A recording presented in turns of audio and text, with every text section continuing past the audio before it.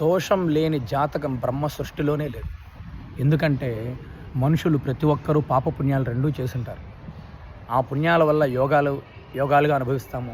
ఆ చేసిన తెలిసి తెలియక చేసిన పాపకర్మల వల్ల దోషాలుగా అనుభవిస్తాము. దోషం లేని జాతకం బ్రహ్మ సృష్టిలోనే లేదు. అటువంటి దోషాలని భూతద్దం పెట్టుకొని చూసి జీవితాలు నాశనం చేసుకుంటున్నారు.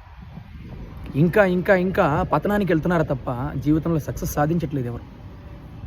ఇదిగో నా కాలసర్ప దోషం అంట, ఇదిగో నాకు పితృదోషం అంట, ఇదిగో ఆ దోషం అంతా, ఈ దోషం అంట, ఆ దోషం అంట, 24 గంటలు వీటి మీద తప్ప మీ సొంత శక్తి సామర్థ్యాలు, అరే భగవంతుడు నాకు తెలివితేటలు ఇచ్చాడు కదా, వజ్ర శరీరాన్ని ఇచ్చాడు కదా, కష్టపడి శ్రమించే శరీరాన్ని ఇచ్చాడు, తెలివితేటలు ఇచ్చాడు, ఆ తెలివితేటలు వాడి మనం ఎలా సక్సెస్ సాధించాలి, బుర్రనిచ్చాడు, విచక్షణ ఇచ్చాడు, ఒక రిలేషన్షిప్లో ఆ విచక్షణతో మనం ఎలా ఉండాలి, ఒక ప్రేమగా ఉండాలి, ఆప్యాయంగా ఉండాలి, పేరెంట్స్ మధ్యలో అవ్వచ్చు, ఎలాగైనా అవ్వచ్చు, ఇవన్నీ వదిలేసి ఒక ప్యూర్ హార్టెడ్గా ఎలా ఉండాలి, క్షేత్ర దర్శనాలు